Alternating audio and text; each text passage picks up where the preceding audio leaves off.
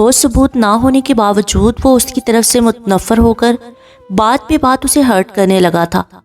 کبھی بد چلن ہونے کا تانا دیتا تو کبھی منحوس ہونے کی خبر دیتا۔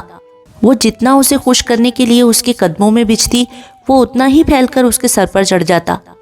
گالی گلوچ اور تانوں تشنوں کے بعد بلاخر اس نے سمرا پر ہاتھ بھی اٹھانا شروع کر دیا تھا۔ مرد کی گھٹی میں اگر ایک بار شک پڑ جائے تو پھر ساری عمر نہ تو وہ خود سکون سے رہ سکتا ہے نہ عورت کو رہنے دیتا ہے۔ اس کے دل میں بھی شک کا کانٹا گڑ گیا تھا، جس کی رڑک لمحہ بہ لمحہ اسے بے چین کیے رکھتی تھی۔ اوزان کے ذکر پر سمرا کی بھیگتی آنکھوں سے اسے شدید وحشت ہونے لگی تھی۔ اپنے اندر کا غبار نکالنے کے لیے وہ نہ صرف راہ راست سے بھٹک گیا تھا بلکہ سمرا کے وجود کو مختلف طریقوں سے داغدار کرنے کے باوجود اس کی وحشت کم نہیں ہوتی تھی۔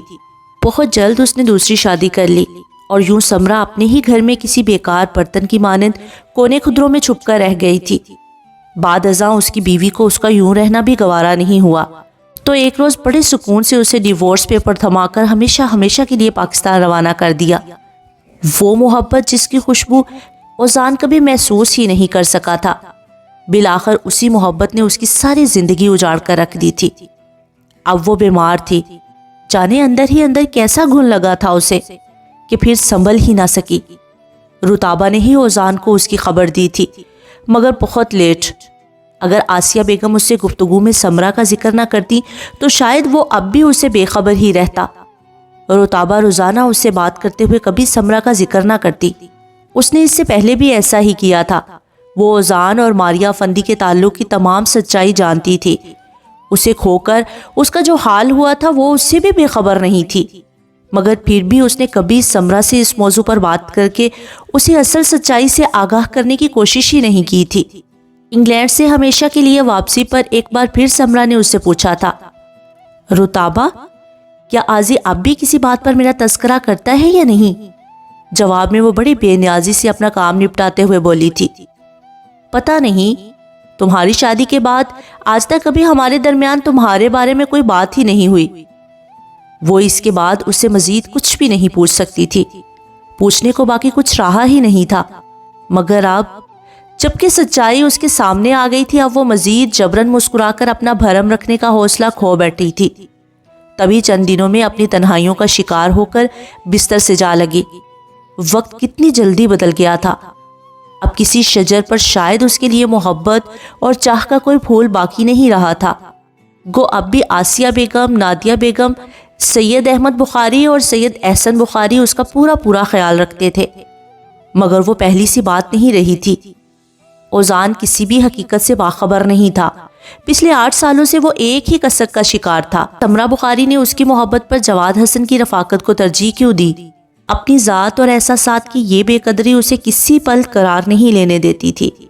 گو اب بھی ہاتھ اٹھاتے ہوئے وہ خدا سے اپنی محبت کی خوشیاں اور اس کی سلامتی مانگتا تھا، مگر دل میں کہیں رنجش تو رہ گئی تھی۔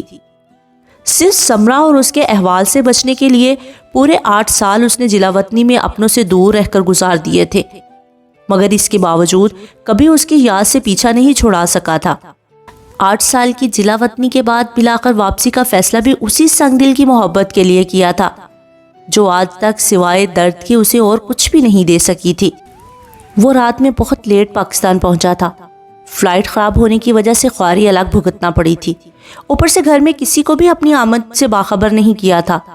یہی وجہ تھی کہ وہ رات 3 بجے گھر پہنچا تو تھکن سے برا حال تھا۔ رتابہ اس کی اچانک پاکستان آمد پر بے حد خوش تھی۔ گھر کے باقی لوگوں کی مسرت بھی دیکھنے سے تعلق رکھتی تھی۔ سب کچھ اپنی جگہ پر ٹھیک تھا، بس اگر کہیں اس تصویر میں کمی تھی تو وہ سمرا بخاری کی تھی، جس کی محبت کا ایکٹوپس آج بھی اس کو اپنے دل کی گرفت میں جکڑے ہوئے تھا۔ اگلی صبح وہ خاصا لیٹ بیدار ہوا تھا۔ آسیہ بیگم اور نادیہ بیگم کی باتوں سے بخوبی معلوم ہو رہا تھا کہ وہ اس کی شادی کی مکمل تیاریاں کیے بیٹھی ہیں، مگر وہ اب بھی سمرا کے لیے سوچ رہا تھا، جسے دیکھے ہوئے بھی کئی سال ہو گئے تھے۔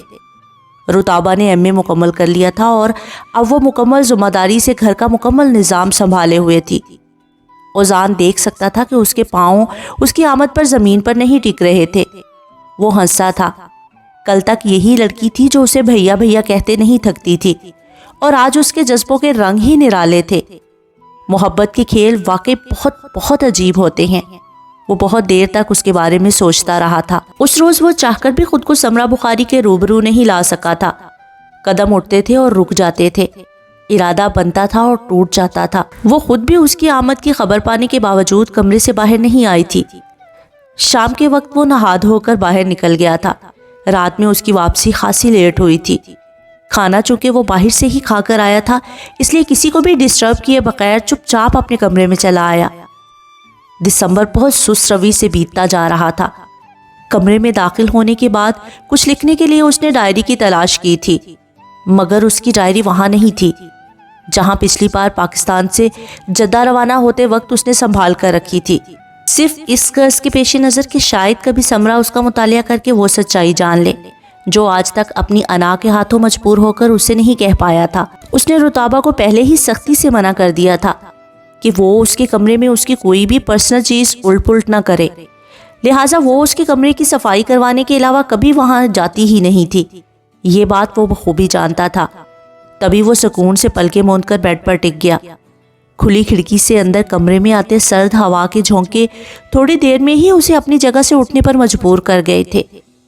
کھڑکی کے کھلے پٹ بند کرنے کی غرض سے وہ کھڑکی کے قریب آئے تو حسب عادت نگاہ بے ساختگی کے عالم میں سامنے لان کی جانب اٹھ گئے، اور وہ یہ دیکھ کر ٹھٹک گیا کہ وہ آج بھی شدید سردی کے باوجود وہیں اپنی مخصوص نشست پر بیٹھی ساری کائنات سے بے خبر دکھائی دے رہی تھی۔ تب جیسے ضبط کے سارے پل مسمار کرتے ہوئے وہ فوراً اس کے مقابل آیا تھا۔ پچھلے 8 سالوں میں کیا سے کیا ہو کر رہ گئی تھی وہ۔ کھلا کھلا گلاب سا چہرہ مرجھا کر رہ گیا تھا۔ کندھوں کے گرد بلیک شال لپیٹے وہ بالکل سرسوں کا پھول دکھائی دے رہی تھی۔ تبھی اس نے دھیمے بھرائے ہوئے لہجے میں اسے پکارا تھا، سمرا۔ وہ اس کی آہٹ پہلے ہی پا چکی تھی، مگر پھر بھی اس کی پکار پر ہی آنکھیں کھول کر اس کی طرف دیکھا تھا۔ پچھلے 8 سالوں میں وہ بھی کتنا بدل کر رہ گیا تھا۔ اب یہاں بیٹھ کر کسے تلاش کرتی رہو سمرا؟ کس درجہ کرب سے اس نے پوچھا تھا۔ جواب میں سمرا کی آنکھیں پھر سے آنسوؤں سے بھر آئیں۔ وہ بولی تو اس کی آواز میں شکستگی نمایاں تھی، پتہ نہیں وہ ستارہ جسے میں روز وہاں دیکھنے کی عادی ہو گئی تھی، وہ کب کا ٹوٹ چکا ہے۔ تم اپنے فیصلے پر پچھتا رہی ہو نا؟ وہ گھٹنوں کے بل اس کے مقابل بیٹھ گیا تھا۔ جب وہ بولی، نہیں تو خود اپنی زندگی کی دشمن کیوں ہو گئی ہو؟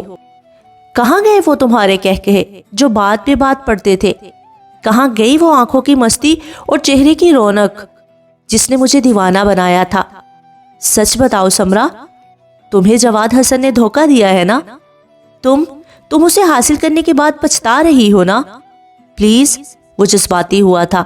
سمرا نے دیکھا اس کی آنکھوں میں آج بھی محبت کے وہی خاص رنگ تھے جن پر اس نے اپنی پوری زندگی کا مان ٹکا دیا تھا، مگر وہ آج بے حد مجبور تھی۔ تبھی دھیرے سے پلکیں موند کر رو پڑی۔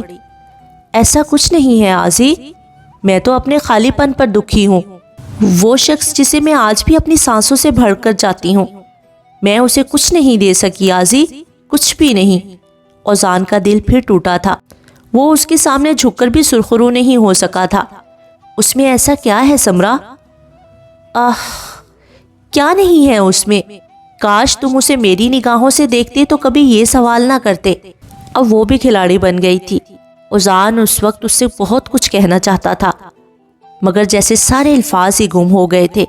کچھ دیر اسے زخمی نگاہوں سے دیکھنے کے بعد اس کے قریب سے اٹھا تھا، اور سمرا جو یہ سوچ رہی تھی کہ وہ پھر سے اوزان کو اپنے مقابل پا کر پھر سے اپنا حوصلہ کھو بیٹھے گی، اس کے جانے کے بعد بھی ویسے ہی پتھر بنی بیٹھی رہی۔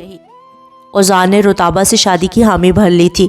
اس کے حامی بھرنے کی دیر تھی کہ بڑوں نے شادی کی تاریخ بھی رکھ دی تھی۔ سمرا کو گزرتے ہر دن کے ساتھ اپنا بھرم رکھنا دشوار ہو رہا تھا۔ آسیہ بیگم اور نادیہ بیگم کے ساتھ ساتھ اب احمد صاحب اور احسن صاحب بھی جواد کے بارے میں استفسار کرنے لگے تھے۔ وہ بہانے گھڑ گھڑ کے جیسے اندر سے ٹوٹنے لگی تھی۔ اپنے گھر والوں کو اپنے متعلق مطمئن رکھنا اب اس کے اختیار سے باہر ہوتا جا رہا تھا۔ تبھی وہ خود کو زیادہ سے زیادہ مصروف رکھنے لگی تھی۔ رتابہ کے جہیز اور بری کی تیاریوں میں وہ پیش رہی تھی۔ اوزان اسے یوں مختلف کاموں میں مگن دیکھتا تو کڑ کر رہ جاتا۔ وہ اب بھی اسے جلانے سے باز نہیں آ رہی تھی، مگر اب وہ جلنا نہیں چاہتا تھا۔ تبھی زیادہ وقت گھر سے باہر رہتا، اگر کبھی اتفاقاً وہ گھر ہوتا تو آسیہ بیگم کے کہنے پر رتابہ کو شاپنگ کے لیے لے جاتا۔ سمرا کا دل اب بھی اس کی تقسیم پر کڑتا تھا، مگر وہ خود سے بے نیاز ہو گئی تھی۔ ابھی اسے ضبط کے کڑے مرحلے طے کرنے تھے، جانے کیا کیا برداشت کرنا تھا۔ شادی کے دن بھی جلدی قریب آ گئے تھے۔ سمرا کو اب ہمہ وقت بخار رہنے لگا تھا، مگر پھر بھی وہ خود سے بے نیاز مختلف کاموں میں لگی رہتی تھی۔ جواد کے لیے اس نے پھر جھوٹ کا بہانہ لیا تھا کہ وہ بزنس ٹور پر نکلا ہوا ہے، اور اپنی بے تحاشا مصروفیت کے باعث اس نے شادی میں شرکت سے معذرت کر لی ہے۔ گھر والے اس کی طرف سے مطمئن نہیں تھے، مگر پھر بھی وہ اپنا بھرم رکھنے کی کوشش میں نڈھال ہو رہی تھی۔ مایوں اور مہندی کے فنکشن میں خوب سج دھج کر اس نے یوں شرکت کی تھی کہ وہاں موجود سبھی مہمان اس کی زندہ دلی پر اشش کر اٹھے تھے۔ تاہم نکاح والے روز دودھ پلائی کی رسم میں جب اس نے اوزان کے مقابل آ کر اپنا نیک طلب کرنے کے لیے اس کے سامنے ہتھیلی پھیلائی تو جانے کیوں دل بھر آیا۔ اوزان کی زخمی نظروں کی کاٹ اس کی روح کو دریدہ کر گئی تھی۔ ہزار ضبط کی کوششوں کے باوجود وہ اس کے سامنے رو پڑی تو اوزان فوراً جیب میں پڑے تمام نوٹ اس کی ہتھیلی پر دھرتے ہوئے فوراً وہاں سے اٹھ کھڑا ہوا۔ سمرا نے اس کے بعد خود کو پھر سے کمرے میں بند کر لیا تھا۔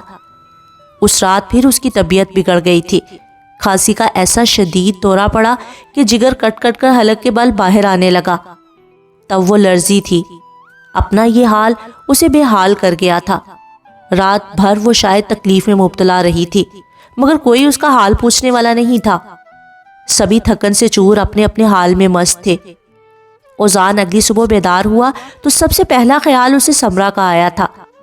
کل رات جس طرح وہ اس کے مقابل بیٹھ کر روئی تھی، اس سے وہ ڈسٹرب ہو کر رہ گیا تھا۔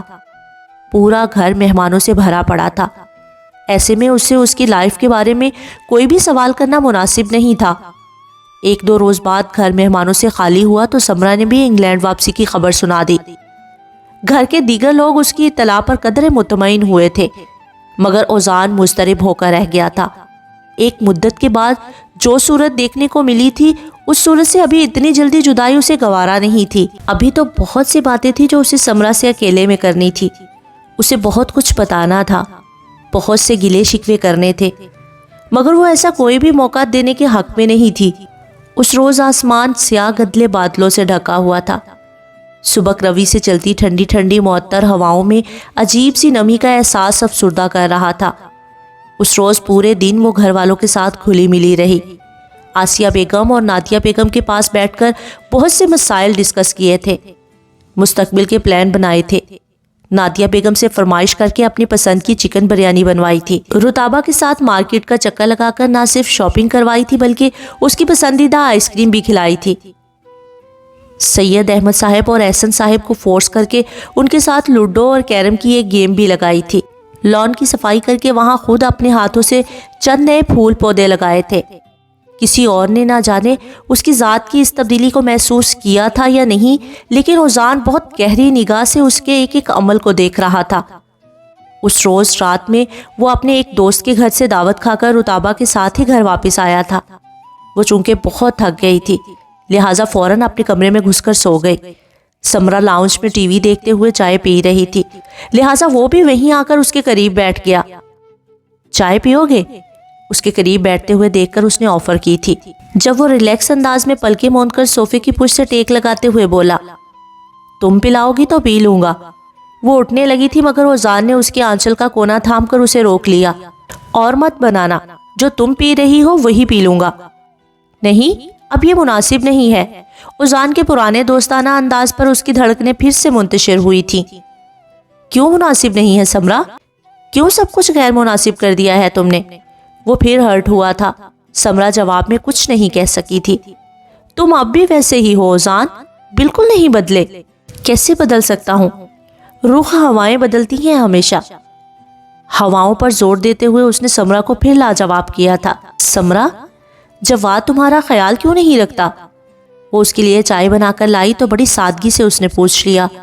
جواب میں کچھ لمحوں کی خاموشی کے بعد وہ بولی تھی، وہ تو خیال رکھتا ہے آزی، مجھے خود ہی اپنا خیال رکھنا نہیں آتا۔